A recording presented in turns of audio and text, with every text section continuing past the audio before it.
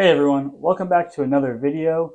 I am the Doc Jedi, and today we have my very first lightsaber review, and it's over the UltraSabers Archon v3, aka Luke's lightsaber. Now this lightsaber is very special to me because of how I got it. It is the very first lightsaber that I've ever owned or purchased, and it started about, it was my sophomore year of high school actually. I was at Planet Comic-Con, and UltraSabers had a little stand there where they were selling sabers, let people test them out.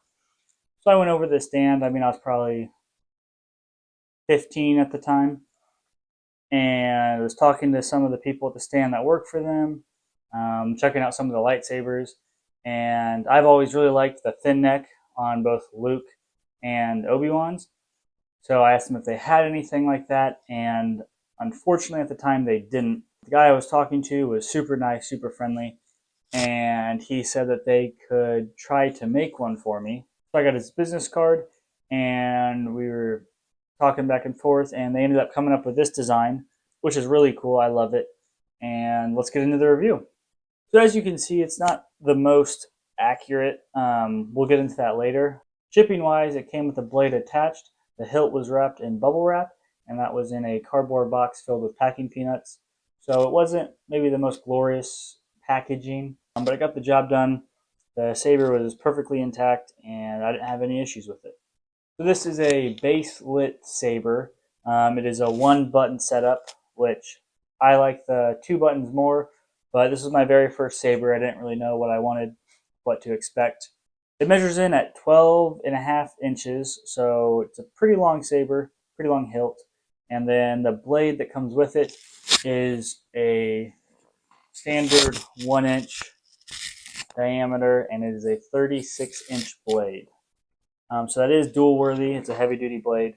It also comes with swing sounds. It does not have smooth swing.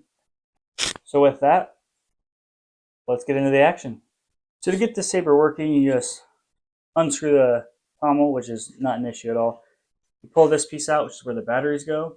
And as you can see, which is kind of unique from other sabers, it actually takes 4 AAAs, which I haven't really seen in any other lightsabers. We'll put these batteries in now.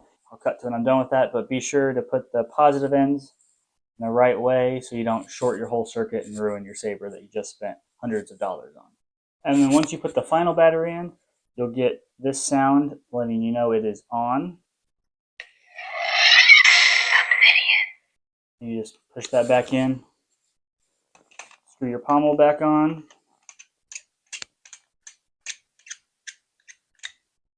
you're good to go.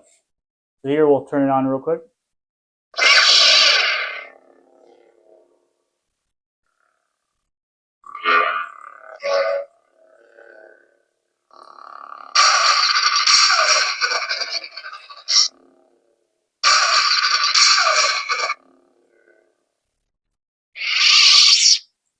So as you can see, it has very good sound. It is really loud.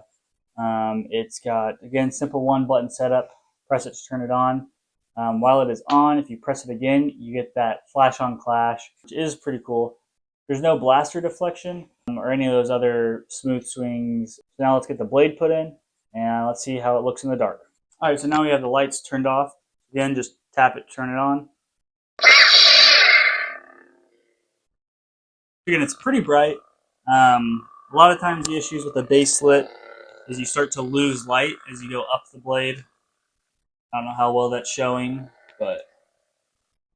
And in the dark, it actually looks pretty well lit throughout the entire length of the blade, which is pretty impressive, especially with the 36-inch blade. And then you can tap the button again for your flash on clash, which obviously there's no blade effects because it is base lit and not a NeoPixel blade. And you get your swings. So again, it's not smooth swing by any means, but it gets the job done. And you just hold it to turn it off. As far as complaints and final thoughts goes, one of my biggest complaints is that it is the Luke style lightsaber, but it is missing that big switch box which is pretty obvious. And then the grooves also aren't as deep or as dark as Luke's actual saber. So it's not the most screen accurate. But again, they got this out super quick. They designed it really quick after I talked to them at Comic-Con. And I love it. It's really sentimental to me. I actually used it in my senior pictures, which are my profile picture and the header on my YouTube page. So you can go look at that. And what they did do really well is the thin neck part, the two-toned, and really getting the length of it. A lot of the thin necks, that one up there, they tend to shorten it a lot, and it makes it look kind of stubby, which I don't love. So that is a really good aspect of it.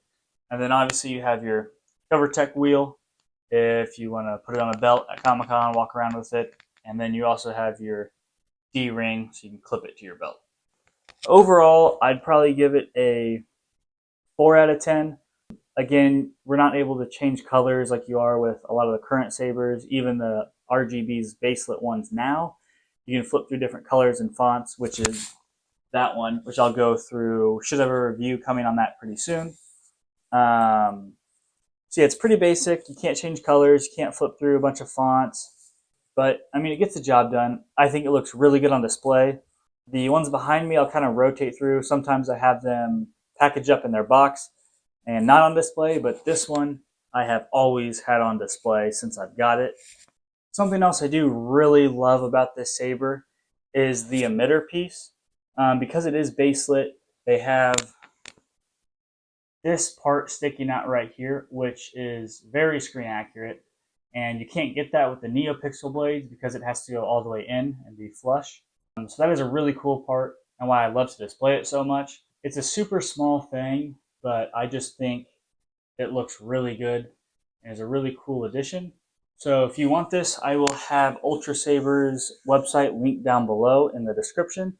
Feel free to take a scroll. They have a lot of other sabers. This was $200 on their website with these electronics when I got it. I actually got a discount because I was talking to them, so I think I got it around $180, $160, somewhere in that range. I think it has gone up though, but I will still have that link down below if you want to check it out. So that wraps up my first Saber review. If you made it all the way through, thank you so much. And feel free to subscribe. We should have more Saber reviews coming soon on the ones that are behind me.